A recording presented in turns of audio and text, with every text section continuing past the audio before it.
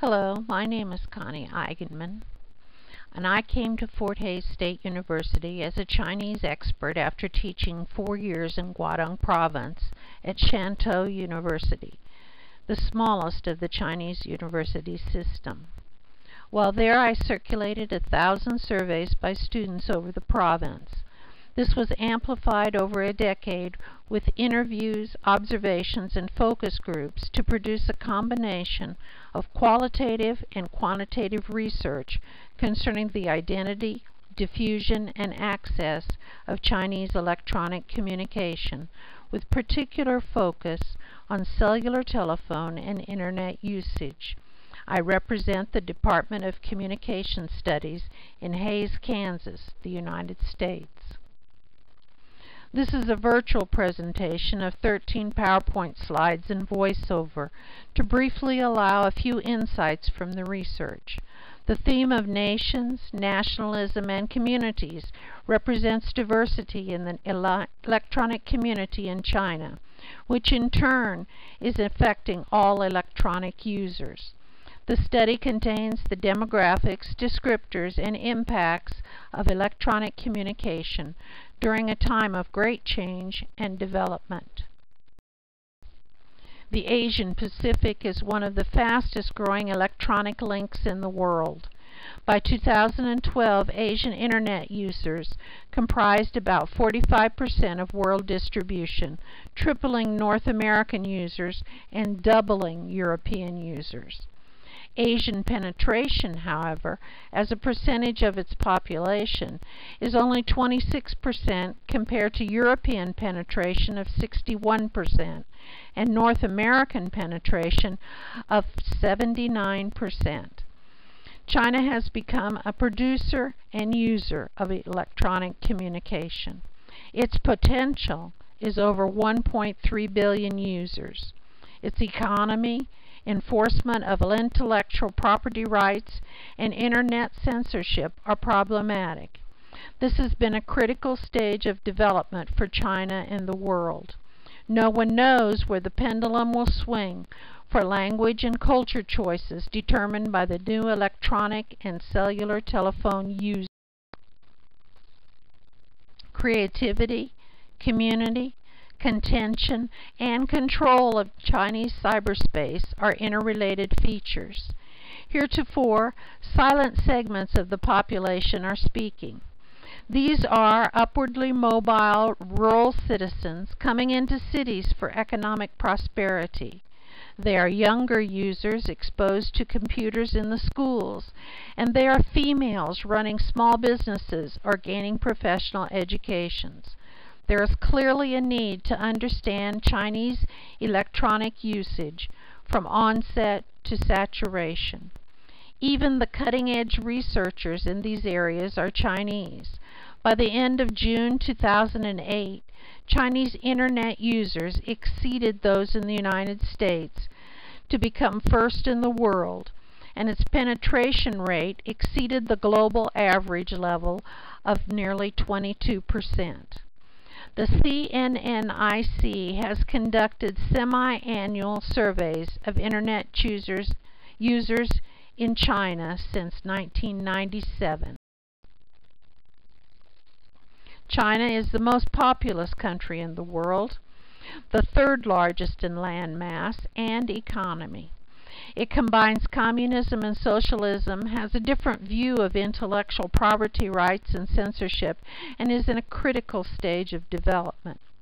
I've mentioned a few things that ensure a distinct Chinese identity. There are many, including the dispersion of age, gender, types of communication used, cultural traditions, economics, and available education. This study asks many questions with an overriding concern. What makes Chinese electronic usage a phenomenon? How will it affect the world? I've used 17 demographic, self-reported usage, and opinion research questions. Qualitative data was collected in both written and oral forms by observation of practice, interviews, and discussions. The quantitative aspect of the survey recorded Pearson correlation coefficients of significance for 5 different particular areas. The literature review led me to several topics. The 17 research questions determined the 38 items that were crafted for the survey. They included internet diffusion, censorship, addiction, cellular telephone usage, and social innovations in telephoning. These questions include how long the Chinese had used both internet and cellular telephones, why it was used in China in particular, and if it had become a problem for the Chinese.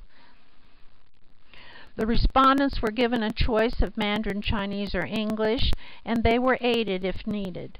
Random sampling of the province population and the qualitative responses was used. Several SPSS software changes and language problems were encountered for the comparison populations in Asia. 436 Chinese surveys were collected in all, and 1,211 from all 4 countries. Pakistan, Thailand, and Oman were the 3 comparison countries. China had 57% female response. Its largest age cohort was the 20 to 25-year-old bracket, using electronic devices at over 40%. The under 15 and the over 55 age brackets were also surveyed, but both with less than 1%. Educational level finishing college was extremely high at nearly 57%, and females used electronic devices for communication more than males at 53%.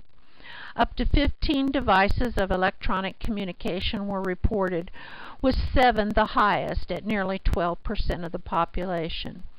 Cellular telephones at nearly 86% and television at nearly 87% were most often reported. 20% had used a cell phone less than 1 year, however, and 13.5% the internet had been used for less than 1 year. A growing problem with electronic usage was noted. 36% reported spending more time electronically than face-to-face with friends and relatives, yet 58% reported face-to-face was their preference.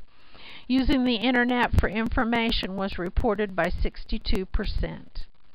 A negative impact on work and inability to cut use were highly correlated to other problematic electronic behaviors.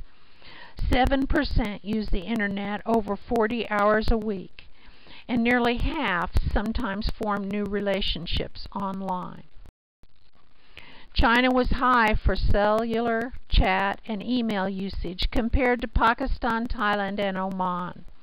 Chinese females were more accessible, more often surveyed in schools and workplaces, and more likely to be users of the internet and cellular telephones than the Pakistani and Omani in particular.